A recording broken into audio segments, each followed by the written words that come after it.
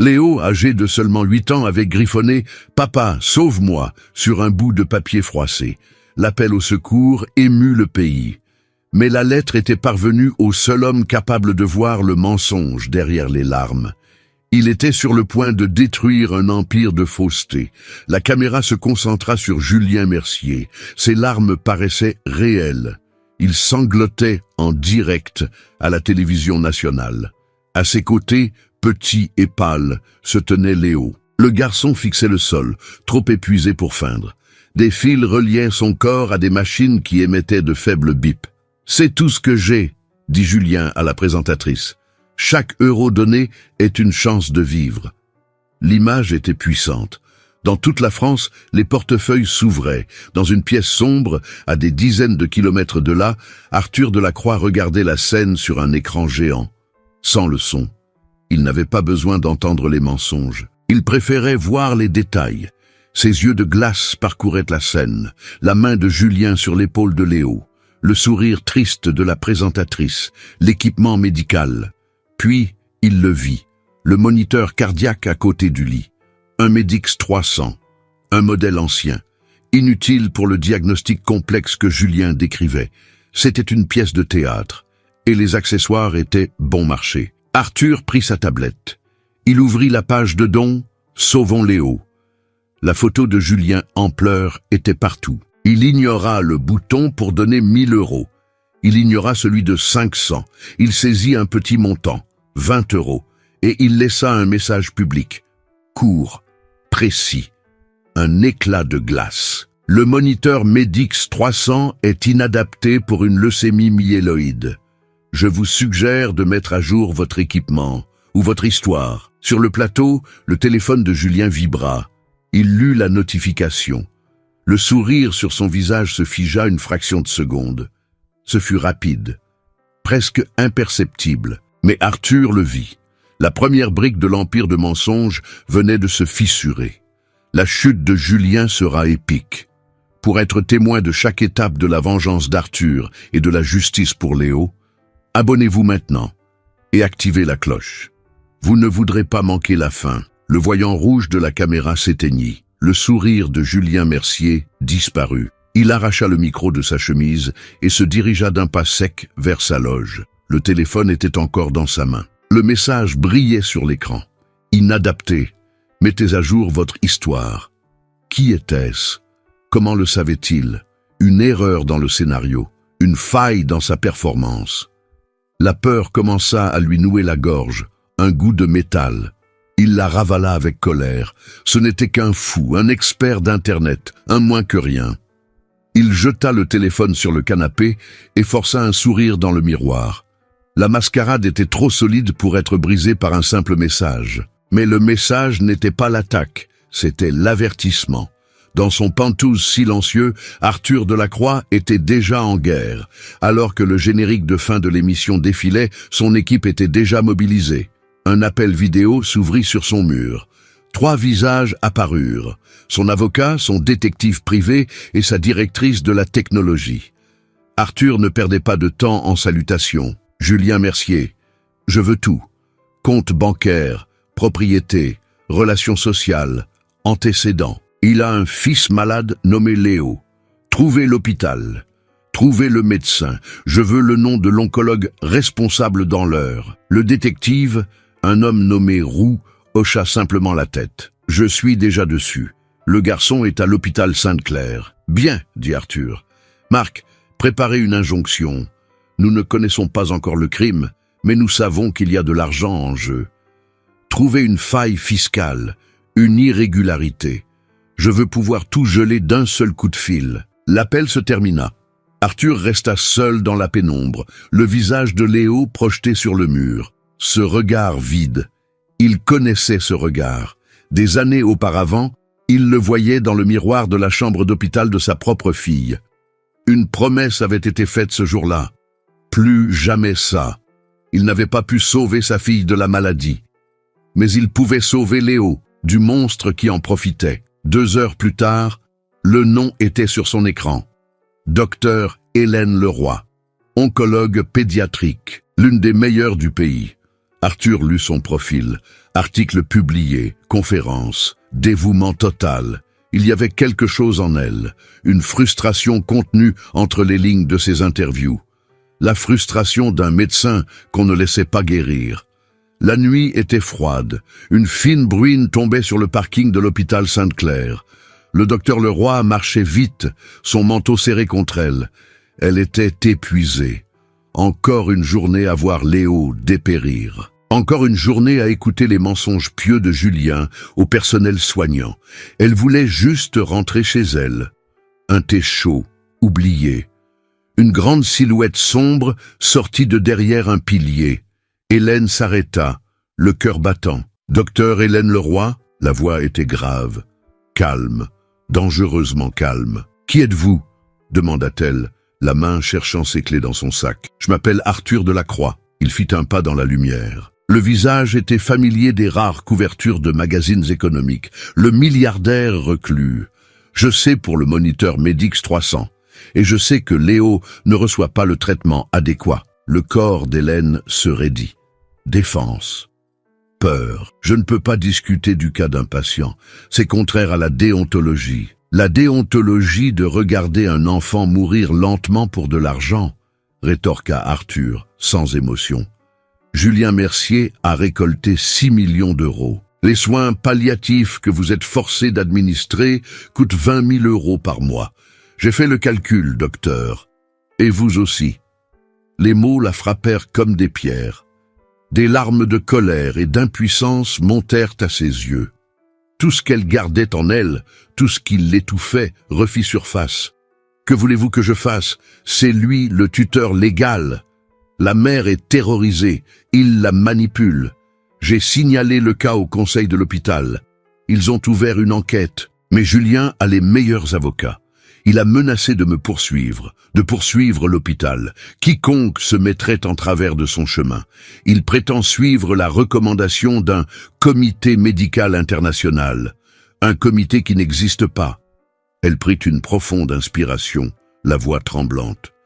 Il existe un traitement, une thérapie cellulaire de pointe. Elle a 90% de chances de succès. Elle coûte 2 millions.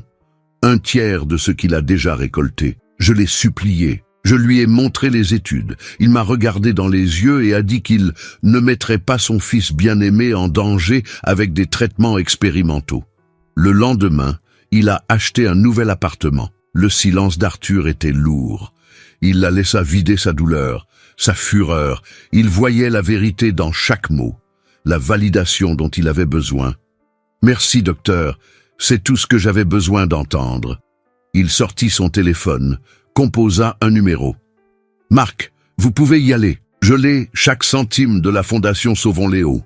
Fraude fiscale, détournement de fonds, utiliser le dossier préliminaire, exécuter. » Hélène le dévisagea, choquée. « Qu'avez-vous fait ?» J'ai coupé ses vivres. Arthur rangea son téléphone et la regarda, ses yeux brillants maintenant d'une lueur stratégique.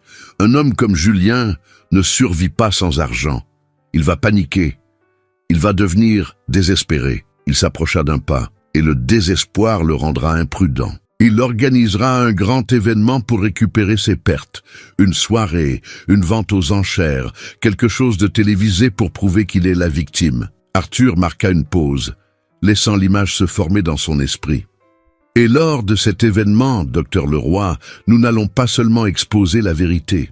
Nous allons faire en sorte que la vérité l'avale tout cru. La notification de la banque fut un coup de poing dans l'estomac de Julien.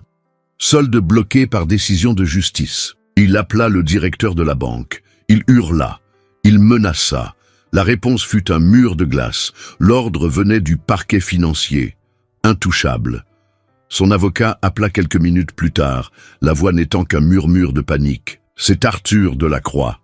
Il a invoqué la fraude fiscale. Il a utilisé une équipe d'avocats qui a trouvé une brèche en 5 minutes. Nous sommes gelés, Julien. Complètement. La rage de Julien était un animal sauvage.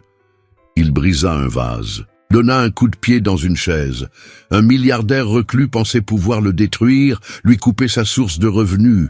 Julien n'était pas un amateur, il vivait de l'opinion publique, et il savait comment manipuler un troupeau.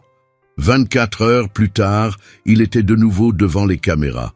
Cette fois, non pas dans un studio, mais devant l'hôpital, avec une expression de martyr. Il ne pleura pas.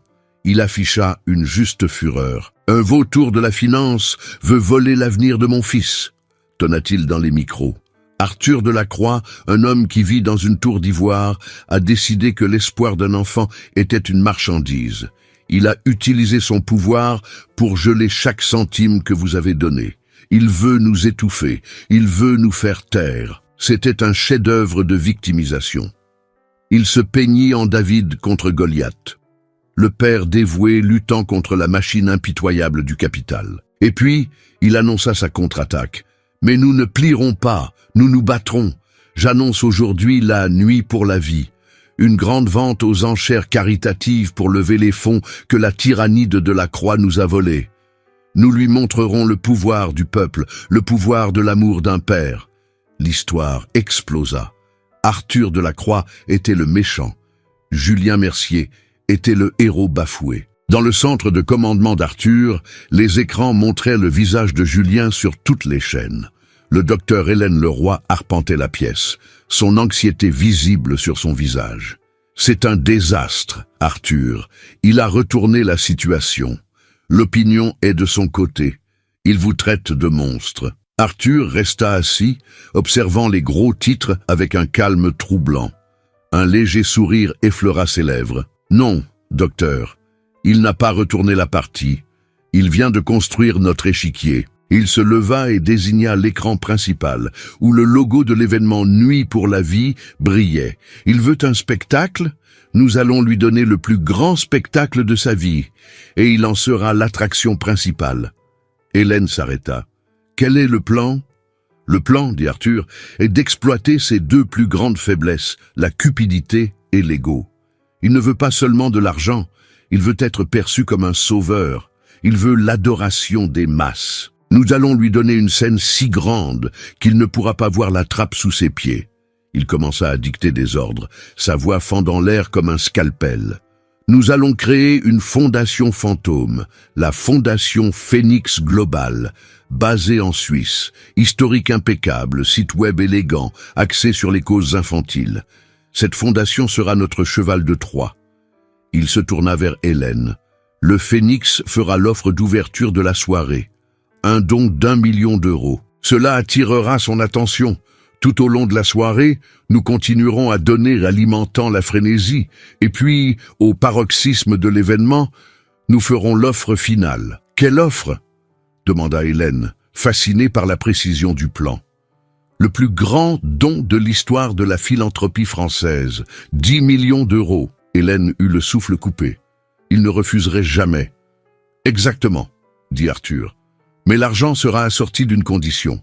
Un contrat. Et dans chaque contrat, les détails comptent. » Il projeta un document sur le mur. C'était un accord de don standard, rempli de jargon juridique.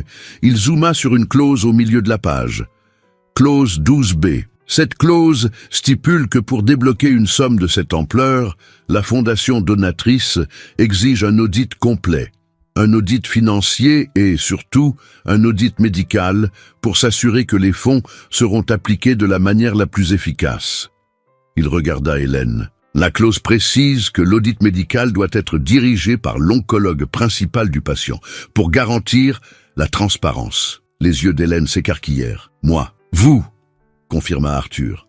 « Julien sera sur scène, devant les caméras, aveuglé par 10 millions d'euros.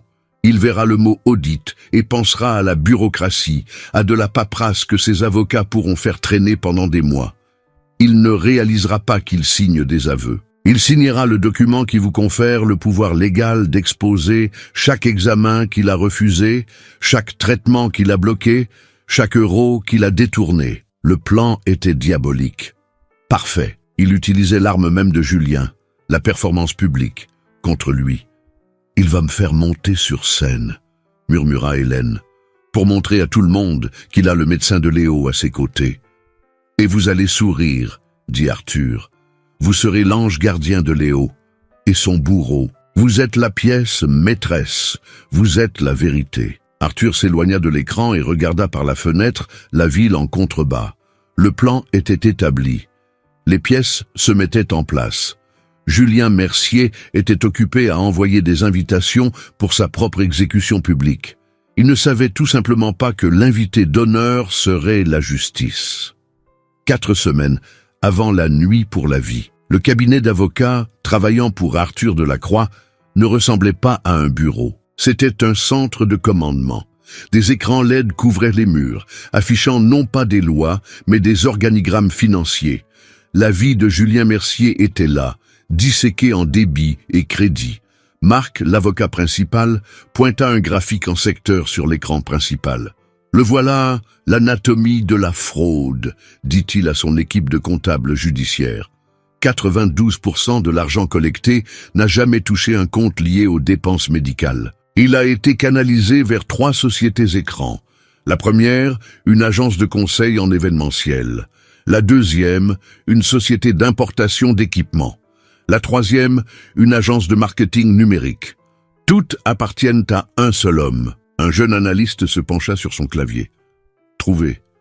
Les 3 sociétés ont été enregistrées le même jour. L'associé unique est un cousin de Julien Mercier. Bien sûr, dit Marc avec un mépris glacial. Maintenant, la piste de l'argent. Je veux chaque achat, chaque luxe.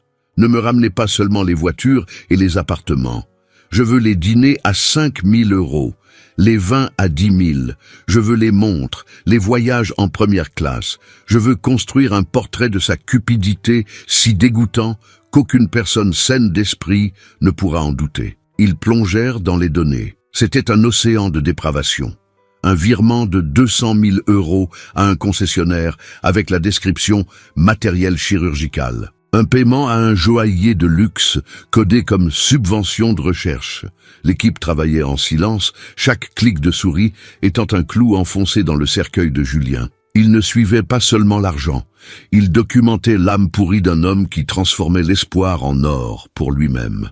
À la fin de la semaine, ils avaient un dossier de 300 pages, une carte détaillée de l'enfer personnel de Julien, 2 semaines avant la vente aux enchères.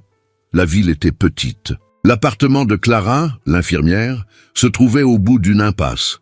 Roux, le détective d'Arthur, frappa à la porte. Il n'avait pas l'air d'un détective. Il ressemblait à un professeur.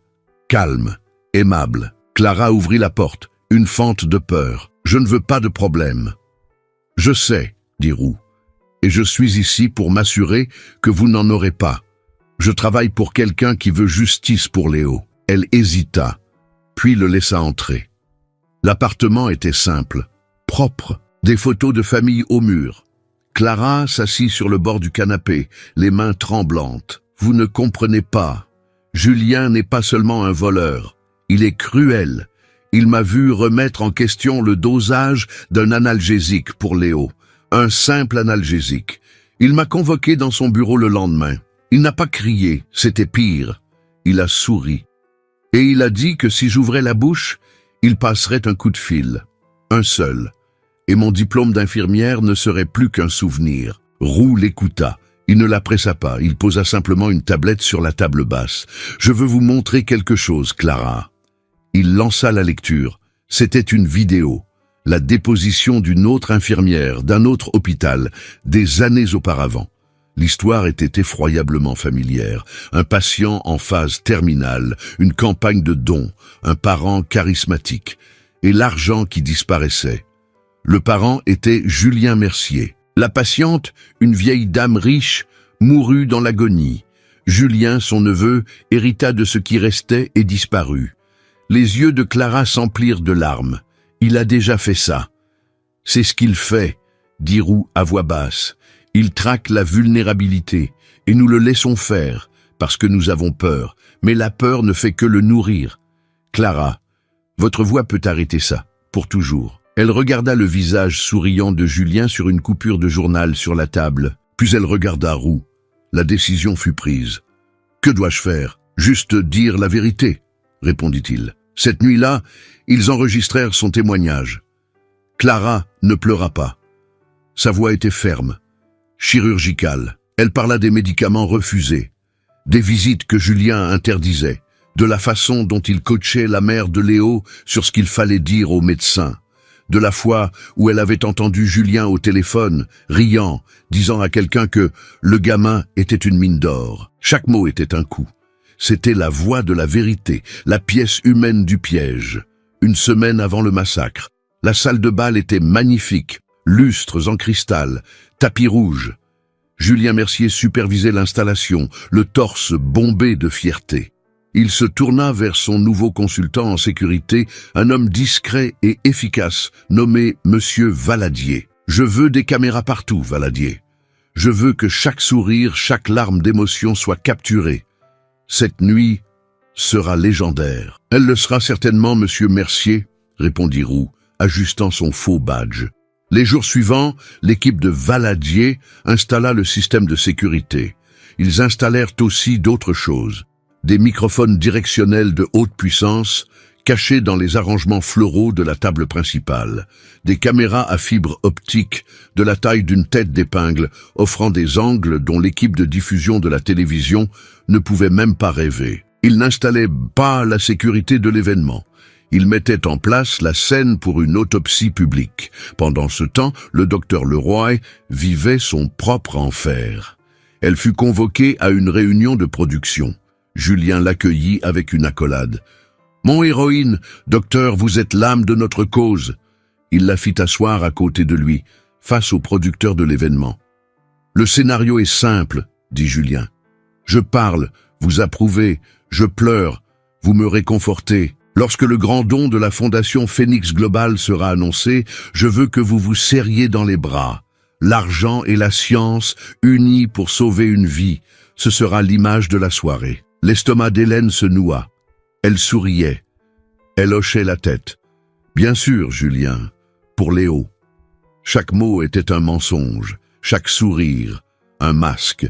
Elle était un agent double au cœur du territoire ennemi. La veille de l'exécution, la salle de guerre d'Arthur était silencieuse. Sur l'écran principal, le dossier final. Relevé bancaire, témoignage vidéo, plan de la salle de bal. Tout était prêt. Arthur tendit au docteur Leroy une petite boucle d'oreille en perles. « C'est un communicateur. J'écouterai tout. Je vous parlerai si nécessaire.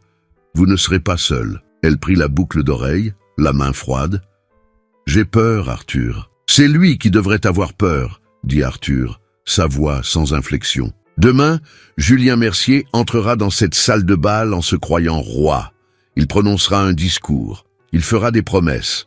Et à un moment donné, il prendra un stylo de luxe pour signer un contrat. Arthur prit sur la table la copie finale du contrat de Phoenix Global. Il la lui tendit. Il ne le sait pas, docteur, mais au moment où l'encre de ce stylo touchera le papier, il ne signera pas un accord. Il signera son propre ordre d'anéantissement. La nuit arriva. La salle de bal était une constellation de diamants et de faux sourires. Les flashs des appareils photo crépitaient comme des étoiles épileptiques, capturant l'élite de la ville dans sa performance de charité. Le docteur Hélène Leroy sentait chaque flash comme une aiguille. Sa robe élégante lui semblait un costume. Chaque pas sur le tapis rouge était un pas sur un champ de mine. Julien l'attendait à l'entrée.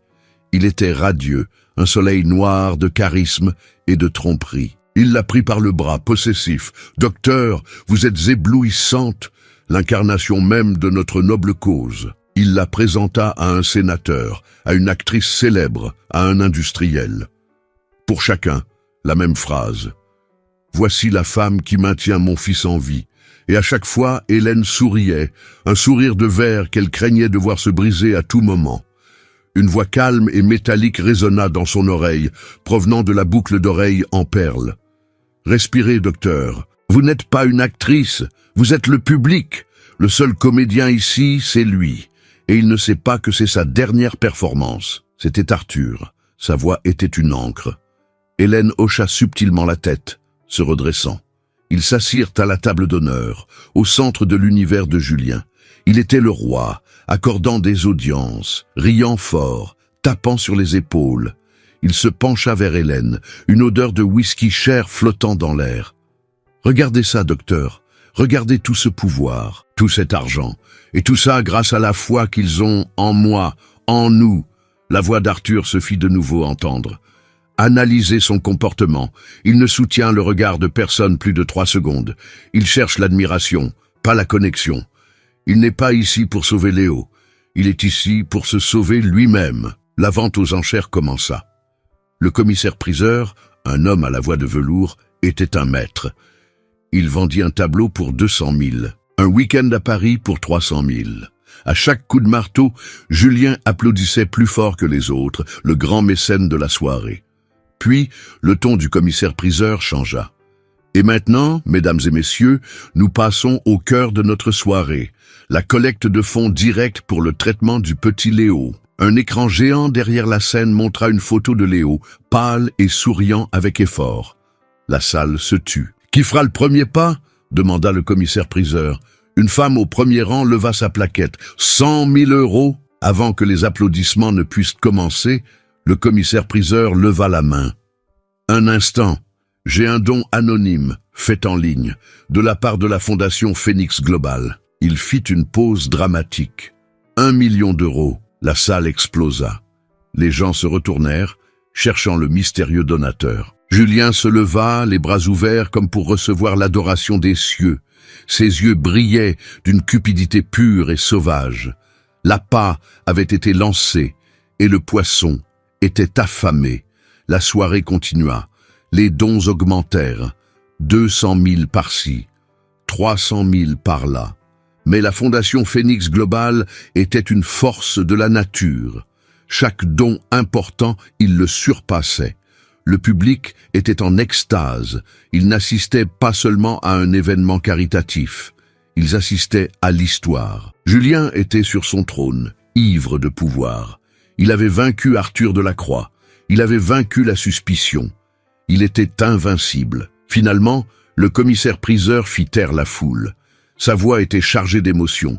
Il fixait une tablette dans sa main, les yeux écarquillés. « Mesdames et messieurs, je ne sais pas comment annoncer cela. » Le silence était total. La Fondation Phoenix Global vient d'envoyer un dernier message. Il prit une profonde inspiration. Il déclare que le courage de Julien Mercier et le combat du petit Léo sont une inspiration pour le monde. Et à ce titre, ils feront un don final et irrévocable. Il regarda directement Julien. 10 millions d'euros. Si la salle avait explosé auparavant, elle entra maintenant en supernova. Des cris, des applaudissements assourdissants, des gens debout, en larmes. Julien Mercier était au centre de tout, un sourire si large qu'il semblait sur le point de lui déchirer le visage. Il avait réussi. Plus d'argent qu'il ne pourrait en dépenser en 10 vies. « Résistez à l'envie de vomir, docteur, » dit Arthur dans son oreille. « Le meilleur reste à venir. » Le commissaire-priseur, luttant pour se faire entendre par-dessus le bruit, cria « La Fondation ne demande qu'une seule formalité, un geste symbolique d'engagement. Il demande que le contrat de donation soit signé ici, ce soir, sur cette scène. » La foule rugit son approbation. Un homme que personne ne connaissait, vêtu d'un costume impeccable, monta sur scène. C'était l'un des avocats d'Arthur. Il portait un porte-document en cuir. Il ne souriait pas. Julien flotta pratiquement jusqu'à la scène. Il serra le commissaire-priseur dans ses bras. Il envoya des baisers à la foule. Il était un conquérant romain dans son défilé triomphal. L'avocat ouvrit le porte-document et posa le contrat sur un élégant pupitre. Il offrit un stylo en or massif. Julien le prit, sentant son poids. Il ne regarda pas le contrat. Pourquoi l'aurait-il fait? Ce n'était qu'un bout de papier. Il regarda les caméras, l'histoire qui s'écrivait sur lui. « Restez concentré, docteur, » dit la voix calme d'Arthur. « Observez le moment exact où un homme vend son âme sans même s'en rendre compte. » Avec une fioriture d'arrogance, Julien Mercier se pencha sur le contrat. Il trouva la ligne pointillée sur la dernière page. La plume du stylo en or toucha la fibre du papier. L'encre noire coula, sombre et définitive. Il signa de son nom. Le piège s'était refermé. Julien Mercier brandit le contrat signé au-dessus de sa tête. Le papier était un trophée. Le stylo en or, son sceptre. L'ovation du public était une vague sonore qui le soulevait, le confirmait, le couronnait. Il était plus qu'un homme. Il était un symbole d'espoir, un père héros. L'avocat en costume sombre qui lui avait remis le contrat ne se retira pas. Il resta à côté du pupitre, immobile. D'un geste subtil, il désigna les coulisses sombres à gauche de la scène. De l'obscurité, une silhouette émergea, grande, vêtue de noir, se déplaçant avec un calme qui était une anomalie au milieu de l'euphorie. Arthur Delacroix. Un frisson collectif parcourut la salle. Le rugissement de la foule s'éteignit, se transformant en un murmure de choc et de confusion. Les caméras, autrefois braquées sur le visage triomphant de Julien, pivotèrent violemment, leur flash crépitant sur le visage du milliardaire reclus. Pourquoi était-il là? Julien baissa le bras. Le sourire sur son visage vacilla, une fissure se formant dans le masque de jubilation. « Arthur !» commença-t-il, la voix un peu trop forte. « Quelle surprise! Bienvenue! Êtes-vous venu vous joindre à notre cause ?» Il tendit la main, une tentative désespérée de contrôler le récit, d'absorber la présence d'Arthur dans sa propre gloire. Arthur ignora la main tendue. Il se dirigea vers un second micro sur la scène, sa présence emplissant l'espace, son calme aspirant tout l'air de la pièce. Il regarda la foule, puis Julien. « Bonsoir », dit Arthur. Sa voix, amplifiée par le système de sonorisation, était un tonnerre silencieux. « Je suis Arthur Delacroix, et au nom de la Fondation Phoenix Global, je vous remercie tous pour votre générosité. Surtout vous, Julien. » Le nom de Julien flotta dans l'air. Ce n'était pas le ton d'un allié, c'était le ton d'un juge. « Je ne comprends pas, » balbutia Julien. « Bien sûr que non, » dit Arthur. « Vous étiez trop occupé à jouer les héros. Mais les vrais héros se soucient des détails, de la vérité. » Il brandit sa propre copie du contrat. « Et la vérité, mesdames et messieurs, se cache souvent dans les détails. » Il s'adressa au public, désormais silencieux comme la mort. « Vous avez tous été témoins d'un acte de générosité. 10 millions d'euros pour sauver un enfant. Mais pour protéger cette générosité, pour s'assurer que chaque centime atteigne sa destination, nous avons inclus une clause de sécurité. Une clause que M. Mercier, dans sa hâte de célébrer, n'a peut-être pas lue avec l'attention requise. » Le visage de Julien était livide. La sueur perlait à son front.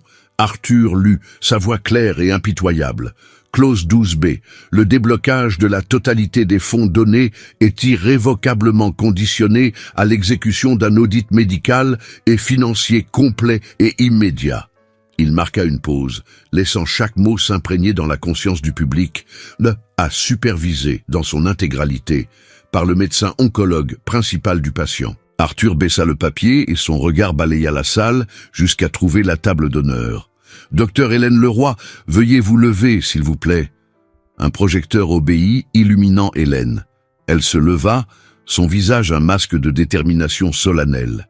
Le public retint son souffle. Le médecin, le témoin, la pièce finale du piège. Julien regarda d'Arthur à Hélène, son cerveau faisant enfin le lien. Le sang quitta son visage. Ce n'était pas un don, c'était une embuscade, un coup d'État. « C'est absurde !» cria-t-il dans le micro, sa voix stridente de panique. « C'est une procédure, de la bureaucratie pour me retarder, il veut s'emparer de ma fondation. »« Je ne veux pas de votre fondation, Julien, » dit Arthur, sa voix tombant à un ton létal. « Je veux votre âme, et l'audit, mesdames et messieurs, commence à l'instant même. » L'écran géant derrière Julien, qui toute la soirée avait affiché le visage angélique de Léo, clignota. L'image du garçon fut remplacée par un relevé bancaire. Le nom en haut, Fondation Sauvons Léo. Un point laser rouge dansa sur l'écran, guidé par la main d'Arthur. « Commençons par l'argent, » dit-il, comme un professeur dans une terrible leçon. « Ici, nous avons un don, 1 million d'euros, fait en juin par un groupe d'entrepreneurs. Une belle somme. Maintenant, ici, le point laser glissa vers la ligne suivante. Le lendemain, un virement de 950 000 euros à une société appelée Solutions Créatives Mercier. L'écran se divisa. D'un côté, le relevé. De l'autre, l'extrait cabis de la société. Gérant unique, Julien Mercier. Et à quoi ont servi ces solutions créatives? Poursuivit Arthur. L'écran changea de nouveau. La facture d'une Porsche Panamera bleu nuit. À côté, une photo de Julien, souriant, à côté de la même voiture, postée sur l'un de ses réseaux sociaux privés. Les murmures dans la foule se transformèrent en un bourdonnement d'horreur. Arthur fut implacable. Il montra l'achat de l'appartement aux Bahamas, justifié comme un centre de traitement alternatif.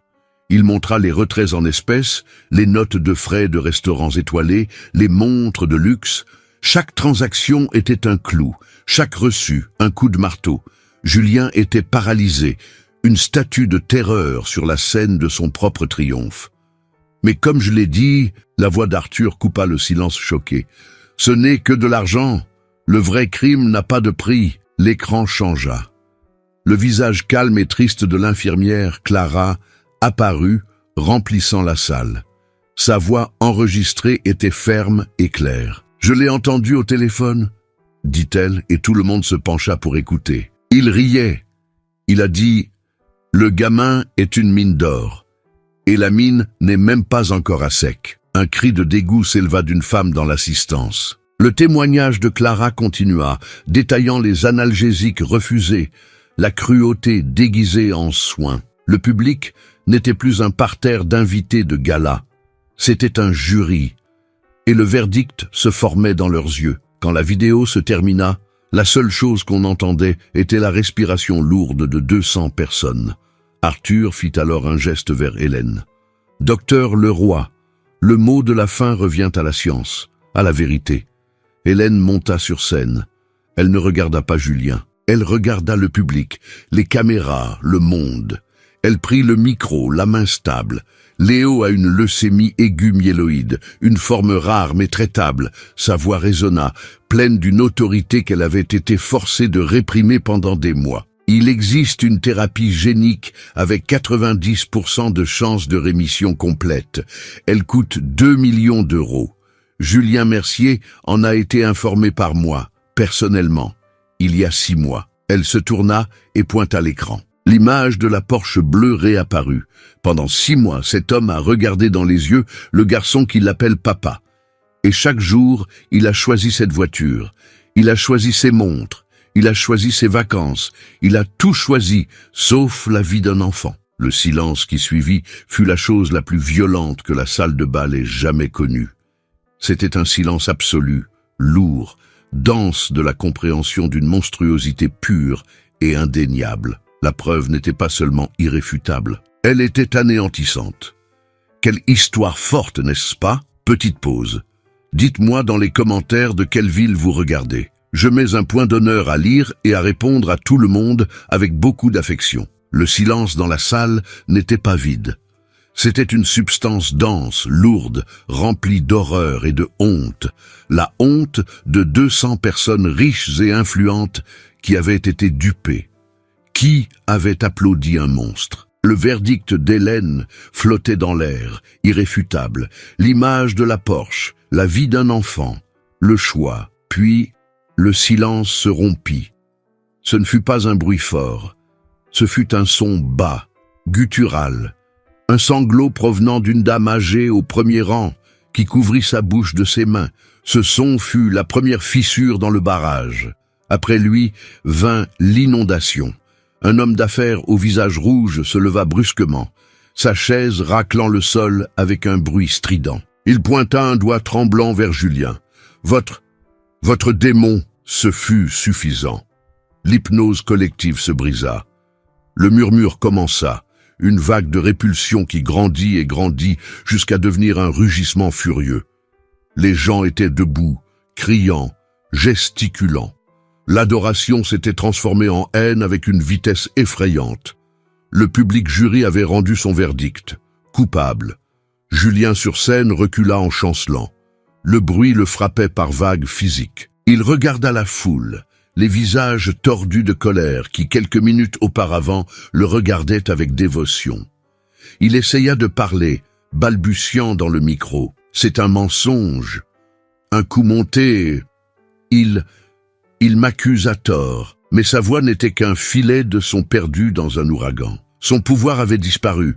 Il n'était plus qu'un homme pathétique sur une scène, nu sous les lumières de la vérité. Au plus fort de la fureur de la foule, les portes à double battant au fond de la salle s'ouvrirent, avec un bruit sourd. Ce n'étaient plus des serveurs ou des invités en retard, c'étaient des silhouettes en gilet noir. Le mot « police » brillait en lettres jaunes dans leur dos. Ils n'entrèrent pas en courant, ils marchèrent, en formation disciplinée, se frayant un chemin à travers la foule stupéfaite. La colère chaude du public se transforma en un silence glacial de stupeur. La justice performative de la foule était remplacée par la machine froide et officielle de la loi. À la tête du groupe se trouvait une femme aux cheveux tirés en un chignon sévère et au regard qui n'admettait aucune négociation. Elle monta les marches de la scène, ses pas résonnant dans le silence. Elle tenait un document officiel à la main. Elle s'arrêta devant Julien. Elle ne regarda ni Arthur ni Hélène. Ses yeux étaient fixés sur l'homme qui tremblait sous les projecteurs. « Julien Mercier !» Sa voix était calme, professionnelle et tranchante. Le micro qu'Arthur tenait encore capta chaque syllabe et la projeta dans la salle. « Je suis le commissaire Patricia Morel. Vous êtes en état d'arrestation pour flagrant délit. » Julien rit, un son aigu, hystérique. « Arrêté ? Arrêté pourquoi ? Pour avoir essayé de sauver mon fils ?»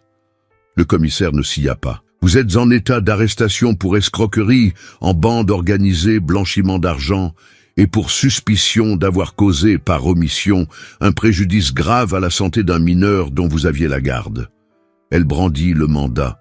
« Ce document nous donne le droit de saisir tous vos biens, de geler tous vos comptes et de vous placer en garde à vue. » Immédiatement, 2 agents montèrent sur scène. Julien recula. « Restez loin de moi, j'ai des avocats, vous ne pouvez pas faire ça, la presse regarde. »« Nous savons, » dit le commissaire Morel. « Vos avocats ont déjà été informés de l'opération, ainsi que les services fiscaux, le procureur de la République et tous les médias que vous avez vous-même invités à votre spectacle. » Les agents le saisirent, un de chaque côté. Julien se débattit, sa dignité s'effilochant, révélant l'animal terrifié en dessous. C'est alors que le son le plus terrible de la soirée résonna dans la salle. Le clic métallique et sec des menottes se refermant sur ses poignets. Le son fut un point final. Les flashs des appareils photo explosèrent, une tempête de lumière capturant le moment de son humiliation finale. Mais la sanction n'était pas terminée. Un homme, le président de la chaîne qui retransmettait l'événement, monta sur scène, le visage blême. Il ramassa le micro que Julien avait laissé tomber. « Au nom de cette chaîne, » commença-t-il, la voix tremblante, « je présente mes excuses à nos téléspectateurs. Nous avons été trompés, tout comme vous. À partir de cet instant, nous rompons tous les liens commerciaux et d'image avec Monsieur Julien Mercier. Et nous nous engageons à coopérer pleinement avec l'enquête de la police. Cette émission est officiellement terminée. » La diffusion en direct fut coupée. Julien avait perdu sa plateforme. Puis, Arthur porta le coup de grâce. Il s'approcha du micro une dernière fois. « Pour qu'il ne subsiste aucun doute, dit-il, sa voix résonnant d'une autorité absolue, chaque centime qui a été détourné par cet homme sera traqué et récupéré par mon équipe. Peu importe où il l'a caché. Et tout l'argent récolté ce soir, y compris les 10 millions d'euros de la Fondation Phoenix Global, sera déposé demain dans un nouveau fonds. Un fonds auditable, transparent, appelé Fonds pour la vie de Léo, administré par un conseil incluant le docteur Hélène Leroy et les directeurs de l'hôpital Sainte-Claire. L'argent ne passera plus jamais par les mains d'un seul homme. Il ira directement aux enfants. Il avait perdu sa fortune. Le commissaire fit un signe de tête. Les agents commencèrent à escorter Julien hors de la scène. La marche de la honte commença. La foule, auparavant silencieuse, forma un couloir pour le laisser passer. Personne ne le toucha, mais les regards étaient comme des pierres, les chuchotements comme des rasoirs. Monstres, voleurs, qu'ils pourrissent. Une femme, la même qui avait pleuré, jeta sa coupe de champagne par terre, à ses pieds. Le cristal vola en éclats. Julien Mercier fut conduit hors de la salle de bal, vers les gyrophares et les sirènes qui l'attendaient dans la nuit. Les portes se refermèrent. Sa liberté, sa réputation, son empire bâti sur la maladie d'un enfant, tout avait disparu, détruit en moins de 15 minutes. Dehors, la nuit froide engloutit Julien Mercier.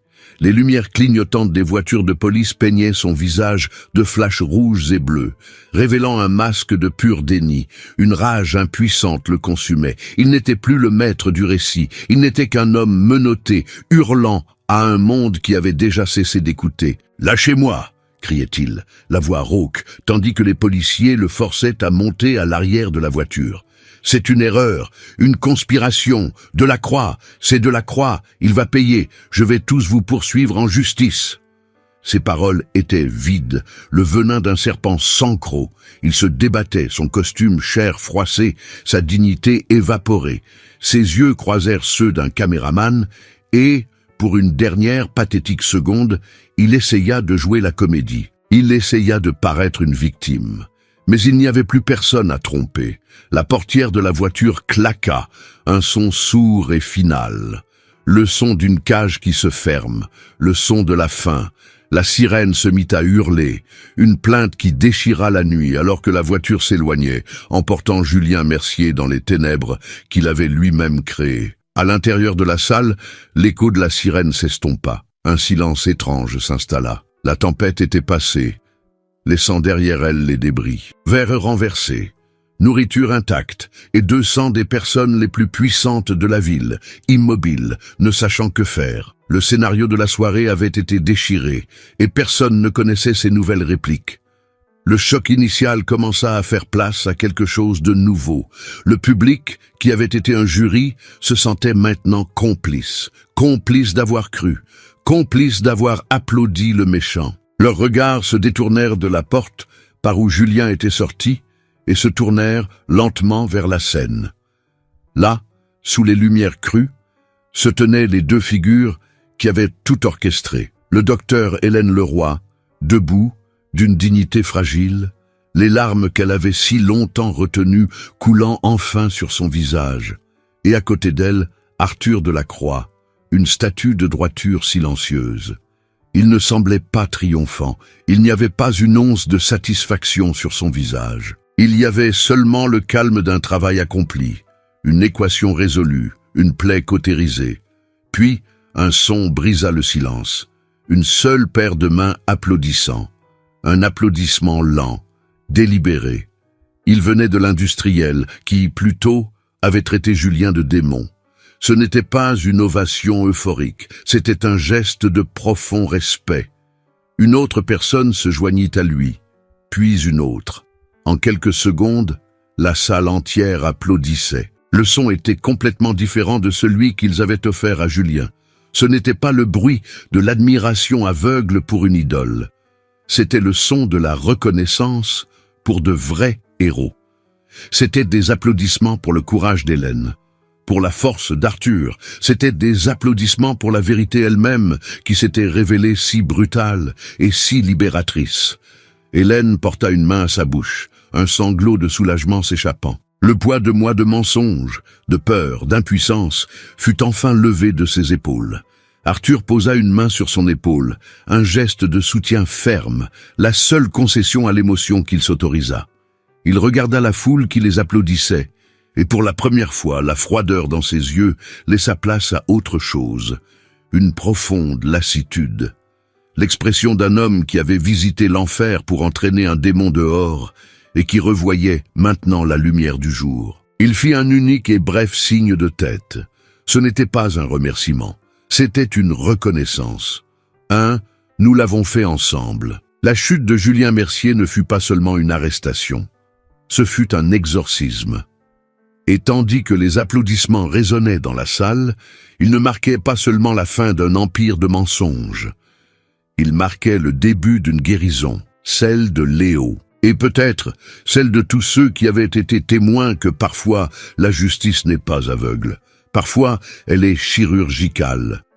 L'aube qui suivit la chute de Julien Mercier fut silencieuse. Dans la chambre 302 de l'hôpital Sainte-Claire, la pâle lumière du matin filtrait par la fenêtre, révélant une scène inchangée. Léo dormait encore, son petit visage serein. Sa mère, Anne, lui tenait la main, les yeux rouges et gonflés, mais pour la première fois depuis des mois, libérée du poids de la peur. La porte s'ouvrit doucement. C'était le docteur Leroy, mais elle n'était pas seule. Derrière elle, une équipe de secouristes en uniforme impeccable attendait silencieusement dans le couloir.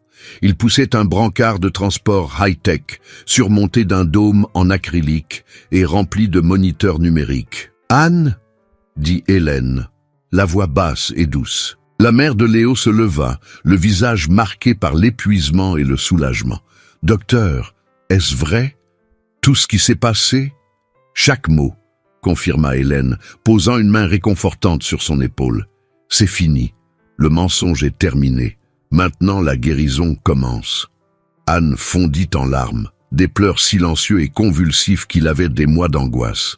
Il me disait que si je parlais à quelqu'un, il emmènerait Léo loin de moi, que je ne le reverrai plus jamais. « Il n'emmènera plus personne nulle part, » dit Hélène avec une fermeté d'acier. « Vous n'étiez pas complice, Anne, vous étiez une otage, et maintenant vous êtes libre, et nous allons sauver votre fils. » Sur un signe d'Hélène, l'équipe entra. Leur travail était une chorégraphie d'efficacité et de soin. Avec une infinie délicatesse, ils commencèrent à déconnecter Léo de l'ancien équipement. Ce même moniteur Medix 300, la première pièce du puzzle d'Arthur, fut éteint, son écran devenant noir pour toujours. Les fils furent retirés. Le garçon fut soulevé avec le soin de quelqu'un qui transporte un trésor et placé sur le nouveau brancard. Alors qu'ils le sortèrent de la chambre, des infirmières et des médecins sortirent dans le couloir. Ils ne dirent rien. Ils se contentèrent de regarder, beaucoup avec les larmes aux yeux. Et puis, une infirmière plus âgée se mit à applaudir. Bientôt, tout le couloir se joignit à elle.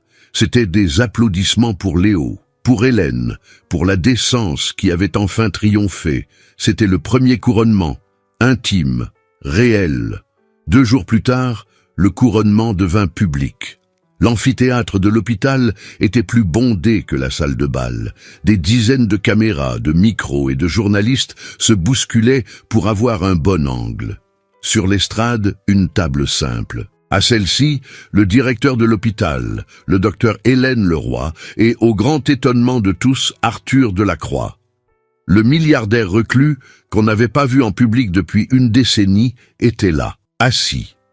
Calme, présent, le docteur Leroy se dirigea vers le pupitre.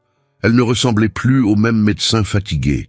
Il y avait une nouvelle force en elle, une nouvelle lumière. « Bonjour », commença-t-elle, sa voix claire et forte. « Je vous apporte de bonnes nouvelles. Hier à l'aube, Léo a commencé la première session de la thérapie cellulaire CAR-T. Il est stable et les premiers indicateurs sont extrêmement positifs. Le chemin est long, mais pour la première fois, l'espoir repose sur la science et non sur une campagne marketing. » Elle fit une pause, regardant chaque journaliste. Le cas de Léo a mis à nu une blessure dans notre système. La facilité avec laquelle la bonne foi peut être exploitée. La vérité, c'est qu'il y a beaucoup de Juliens dans le monde. Mais la vérité encore plus importante, c'est qu'il y a des milliers de médecins, d'infirmières et de scientifiques qui se battent chaque jour en silence pour faire ce qui est juste. Aujourd'hui, à eux, je dis, ne restez pas silencieux. Sa dignité était restaurée. Elle n'était plus une employée sous pression. Elle était un leader. Puis, ce fut le tour d'Arthur. Il s'approcha du micro. Le crépitement des flashs était assourdissant. Le monde avait faim d'un mot de l'homme mystère. Il ne leur fit pas un discours émouvant. Il leur fit une déclaration de guerre. Ce qui est arrivé à Léo n'était pas une tragédie, c'était un crime. Sa voix grave fit taire la salle. Et les crimes exigent une réponse, pas seulement une réaction. Le fonds pour la vie de Léo couvrira bien entendu tous les frais de son traitement et de celui d'autres enfants dans des situations similaires. Mais ce n'est pas suffisant. Il regarda droit dans la caméra principale. Le monde. À partir d'aujourd'hui, 10% des bénéfices annuels des entreprises de la Croix seront alloués à une nouvelle branche de la Fondation, une branche de contrôle. Nous financerons les meilleures équipes de comptables judiciaires, d'enquêteurs et d'avocats du monde. Et nous les utiliserons pour auditer de manière proactive et agressive toute organisation caritative médicale qui éveille le moindre soupçon. Nous n'attendrons pas une autre lettre. Nous chasserons les loups avant qu'ils ne s'approchent du troupeau. Il conclut, sa voix résonnant d'un pouvoir absolu. À ceux qui profitent de la maladie des enfants pour s'enrichir, j'ai un message. Nous vous trouverons et nous vous détruirons. Ce n'est pas une promesse de charité, c'est une promesse de guerre. Arthur de la Croix avait été couronné, non pas comme un milliardaire, mais comme le gardien, le protecteur, le chasseur. La justice avait un nouveau nom, et le monde entier savait lequel. 3 ans plus tard, le soleil d'un samedi après-midi tombait, doré, sur un terrain de football. Des enfants couraient, criaient, un flou d'énergie et de joie. Au milieu d'eux, un garçon de 11 ans, les genoux sales d'herbe, driblait le ballon avec une habileté surprenante. Il feinta un joueur, puis un autre, et frappa fort. Le ballon fit trembler les filets. But. Le garçon se retourna en riant, les cheveux au vent, le visage rougi par l'effort et la santé. C'était Léo. Sur le bord du terrain, Anne l'observait. La femme terrifiée de la chambre d'hôpital avait disparu. À sa place se trouvait une femme au sourire tranquille et aux yeux qui contenaient une sagesse durement acquise. Elle terminait ses études de droit, une promesse qu'elle s'était faite le jour où la vérité avait éclaté. Elle ne serait plus jamais impuissante. À côté d'elle, debout, se tenait Arthur de la Croix. Il ne portait pas le costume noir d'un milliardaire en guerre. Il portait un jean et une simple chemise. Il ne regardait pas Léo avec la distance d'un bienfaiteur. Il le regardait avec l'affection d'un oncle, d'un mentor. « Il a votre frappe », dit Anne en souriant. « Il a votre force », répondit Arthur, sans quitter le terrain des yeux. « Je ne lui ai donné qu'une chance de l'utiliser. » La scène était un portrait de paix, la victoire finale, silencieuse et personnelle. Mais la lettre de Léo n'avait pas seulement sauvé une vie, elle avait déclenché un tremblement de terre, et la paix de ce terrain de football n'était que l'épicentre d'une transformation qui avait ébranlé le monde. À des centaines de kilomètres de là, dans un bâtiment de verre et d'acier qui ne figurait sur aucune carte d'entreprise, se trouvait le cœur de la nouvelle guerre d'Arthur, le siège de la force gardienne. Ce n'était pas un bureau de charité. C'était un centre de commandement mondial. Des dizaines d'analystes étaient assis devant des murs d'écran, surveillant les flux financiers, croisant les données, traquant les anomalies. La carte du monde brillait sur un écran holographique au centre de la pièce.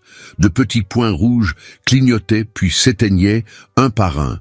Chaque point était une fraude démantelée, une opération frauduleuse neutralisée. Monsieur de la Croix appela une jeune analyste sans se retourner. Nous avons un schéma, un réseau d'orphelinats en Europe de l'Est. Les dons augmentent, mais le taux de mortalité infantile aussi. L'argent est détourné vers des comptes dans des paradis fiscaux. Arthur, qui était penché sur un autre bureau, s'approcha. Il n'avait pas de bureau d'angle. Sa place était là, dans les tranchées. Roux est au courant? Oui, monsieur. Son équipe à Prague est déjà en action, répondit l'analyste. Sur un autre écran, un journal télévisé allemand passait avec des sous-titres en français. Le PDG d'un géant pharmaceutique démissionne après qu'un dossier de la force gardienne a prouvé la manipulation des coûts des traitements expérimentaux. Sur un autre, le visage fatigué mais satisfait de Roux apparaissait lors d'un appel vidéo depuis un village reculé d'Asie, coordonnant la livraison de médicaments qu'il avait récupérés d'une ONG corrompue. Depuis la nuit de la vente aux enchères, la force gardienne avait démantelé plus de 200 opérations frauduleuses dans 40 pays. Elle avait récupéré près d'1 milliard d'euros et l'avait redirigé vers ceux qui en avaient réellement besoin. Julien Mercier n'était pas un cas isolé. Il fut le premier domino. Arthur de la Croix, le reclus qui fuyait le monde, en était devenu le plus féroce protecteur. Il ne vengeait plus la perte de sa fille. Il honorait sa mémoire en construisant un monde où aucun autre enfant ne se verrait voler son avenir. Mais la transcendance ne fut pas seulement celle d'Arthur. À Genève, en Suisse, devant l'élite médicale mondiale, le docteur Hélène Leroy se tenait à la tribune. La lumière de la scène éclairait son visage, désormais l'un des plus respectés dans le domaine de l'éthique médicale. Elle n'était plus seulement le médecin de Léo. Elle était la présidente du Conseil mondial du Fonds pour la vie, l'autorité morale et scientifique de la croisade d'Arthur. Sa voix résonnait dans l'auditorium. On nous a appris à la faculté de médecine à être neutre, à traiter la maladie, pas la personne. Mais j'ai appris que la neutralité est un luxe que nous ne pouvons pas nous permettre face à la malveillance. Le silence face à un crime est, en soi, un crime. Notre serment de ne pas nuire n'est pas passif, c'est un appel à l'action. Il est de notre devoir non seulement de soigner les malades, mais de les protéger des prédateurs qui les voient comme une opportunité. Elle leva le regard. Soyez des médecins, mais, par-dessus tout, soyez des gardiens. Le public se leva dans une ovation tonitruante. Plus tard, dans la soirée, elle reçut la Légion d'honneur pour sa défense intransigeante de l'éthique et des droits des patients. Alors qu'elle tenait la médaille, ses yeux rencontrèrent 3 personnes au premier rang. Anne, Léo et Arthur, applaudissant debout. À cet instant, l'univers se compléta. La lettre froissée d'un garçon mourant n'avait pas seulement demandé de l'aide. Elle avait réécrit des destins. Elle avait transformé une mère otage en avocate, un médecin réduit au silence en prophète, un milliardaire brisé en sauveur, et un garçon condamné en un gamin qui venait de marquer un but. La victoire ne consistait pas seulement à vaincre un homme mauvais, elle consistait à créer un monde où les hommes comme lui n'auraient plus où se cacher. Le parcours de Léo, de victime à symbole d'espoir, nous montre qu'un seul acte de courage peut changer le monde. Mais la manière dont la justice a été obtenue ouvre un débat important. La stratégie froide et calculatrice d'Arthur de la Croix était-elle un mal nécessaire pour vaincre un monstre comme Julien? Ou y a-t-il des limites à la justice privée, même lorsque le système échoue? Nous voulons savoir ce que vous en pensez. Laissez votre opinion ici dans les commentaires et discutons des véritables limites de la lutte du bien contre le mal. Les histoires de retournement de situations épiques où des héros improbables se lèvent pour renverser des empires de mensonges sont au cœur de notre chaîne.